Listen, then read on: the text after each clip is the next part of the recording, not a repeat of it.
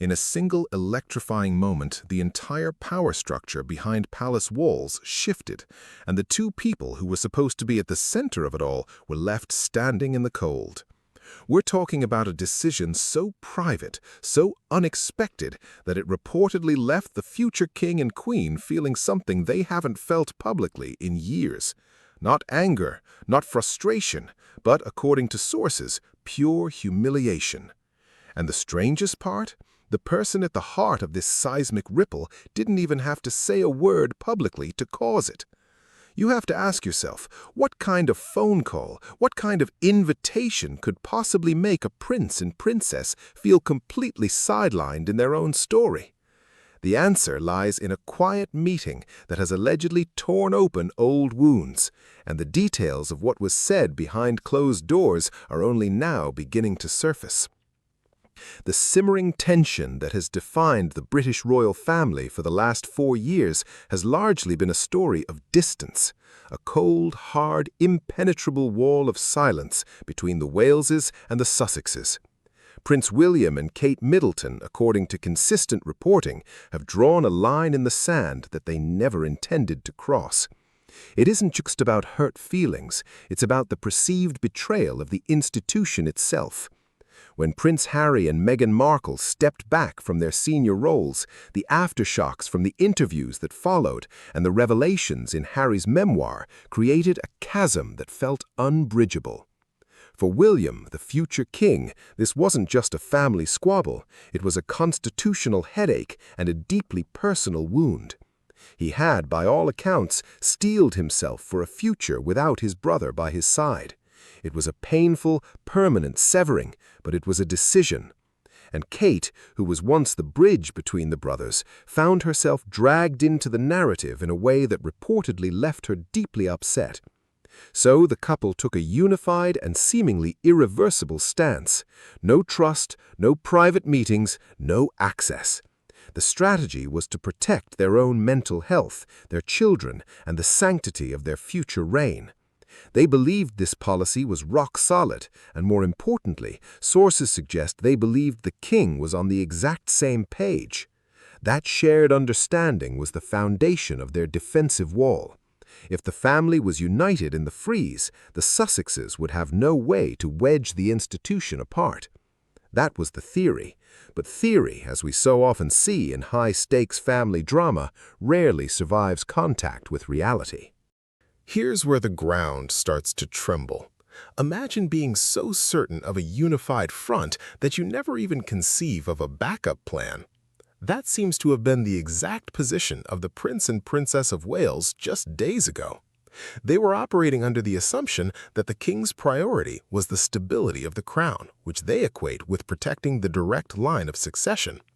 But then, news broke of a reunion that allegedly blindsided them. We're not talking about a public appearance or a formal function. We're talking about a private, intimate meeting between King Charles and Prince Harry. The specifics of the conversation remain heavily guarded, but according to royal expert Emily Andrews, the very existence of this meeting detonated the fragile peace the Waleses had constructed. To fully grasp why this hit William and Kate so hard, you have to understand the concept of the heir and the spare. For a long time, Charles was seen as a father torn between his sons, but as king, the calculus changes. Andrews makes a critical point that cuts right to the bone. The monarch's first duty is to the heir and his wife, not the spare. This is a brutal, cold, institutional logic. When William perceived that his father had gone against this very logic by granting Harry a private audience, it didn't just feel like a father-son chat to him. Reports claim it felt like an institutional betrayal. The humiliation stems not from jealousy over a relationship, but from a potential undermining of authority. If the king is open to giving the Sussexes private time, what does that say about the standing of the Waleses? Does it signal a softening? Does it give Harry the one thing he has been craving, validation from the top, while William and Kate are still nursing the wounds of being painted as the villains in a global narrative? Let's dig deeper into this alleged feeling of humiliation because it's a very specific and loaded word to use. Why not just anger or disappointment? Humiliation implies a loss of face, a public repositioning. For the future king and queen, much of their power in this modern era lies in their perceived strength and unflappable unity. They have been riding a wave of public sympathy, especially amid Kate's health challenges, that has presented them as a solid, impenetrable unit. They don't just want an apology from Harry, they want an acknowledgement of the damage done. By granting Harry access, the king inadvertently created a scenario where the Wales's rigid boundaries look, to some, like stubbornness rather than strength. Suddenly, the narrative shifts. If the king can forgive, what's stopping the heir? It puts pressure on William and Kate to be the bigger people, which is an excruciating position to be in when you feel you are the injured party. The reports suggest they believed the meeting simply should not have happened. It's a line of thinking that places them in direct opposition to the king's actions, a rare crack in the unified facade of the palace. This isn't just a family feud anymore, it's a battle for narrative control. The Waleses had successfully framed their stance as a protection of the monarchy's integrity against those who seek to dismantle it from the outside. But a hug from the king changes that frame instantly. It makes it look like a personal grudge, and that's the last thing William, with his deep sense of duty and history, wants. He knows that history rarely looks kindly on feuding brothers in the House of Windsor, and if the king is now the peacemaker, William risks looking like the obstacle. The mechanics of how this private meeting came to be are crucial, and they add another layer to the resentment. Andrews highlights the half-in, half-out arrangement that the Sussexes seem to be pursuing. This is a model that the late Queen Elizabeth II famously rejected, uttering the now iconic phrase, "Recollections may vary," but ultimately slamming the door on the idea that you can profit from the royal brand without doing the royal work.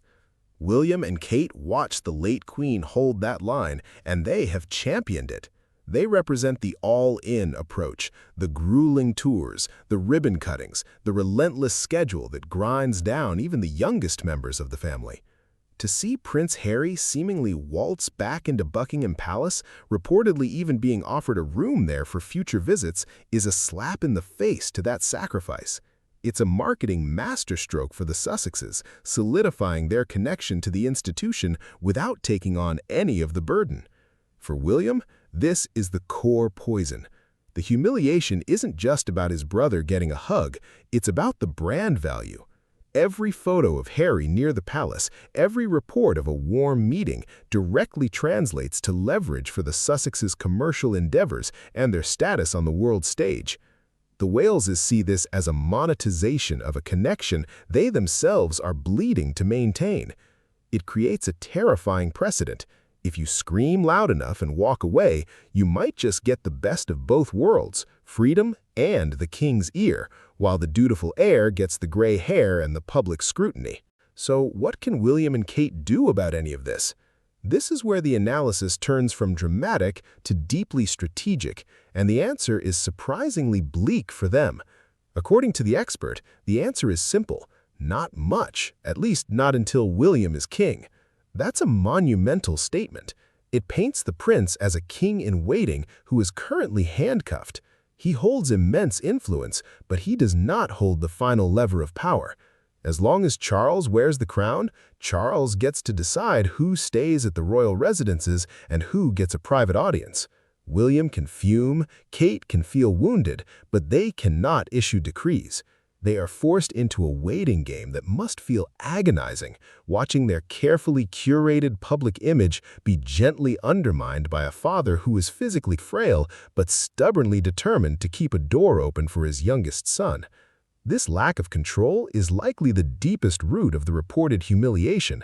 You have a man who is destined to be king, used to command and control, being forced to watch a situation he deems dangerous unfold with no way to stop it. The analysis also throws a bucket of cold water on any hope of a sibling reconciliation. The report states clearly that there is no sign of the brothers' bond improving and that William and Kate remain unwilling to forgive. Not unable, unwilling. That's a conscious, deliberate posture. It's not a passive waiting for an apology. It's a fortress with the drawbridge up. And seeing their father open his own drawbridge doesn't invite them to follow suit. It just makes them dig their heels in deeper, reinforcing the sense that they are the last guardians of a hard-line discipline that the monarch himself might be wavering on. The psychological landscape of this royal rift is now a three-body problem, and it's incredibly unstable. You have the king, likely facing his own mortality, wanting peace and a relationship with his son across the ocean. Then you have Harry, who has achieved a tactical victory, proving that the door isn't just locked and that his connection to the king transcends the decisions of the institution. And finally, you have William and Kate, isolated in their righteousness, feeling that their solidarity with the king has been betrayed, leaving them exposed and humiliated on the battlefield of public perception. The what happens next is the terrifying cliffhanger that the palace machine is desperately trying to control. Will the next visit from Harry include a carefully staged photo op of a happy family that further alienates the Waleses? Or will William's cold, calculated patience pay off, creating a silent pressure that forces the king to eventually choose the solidity of the heir over the sentimentality of the spare? This isn't a story that will resolve in a week or a month. It's a slow-burning fuse that will define the rest of the king's reign and set the stage for the moment William finally ascends the throne. The interesting question isn't just whether the brothers will ever speak again, it's whether the relationship between the king and his heir can survive the king's desire to be a father to his spare. The emotional chessboard is set, and according to those closest to the future king and queen, they are currently staring at the pieces, feeling utterly checkmated by a single, quiet, fatherly embrace.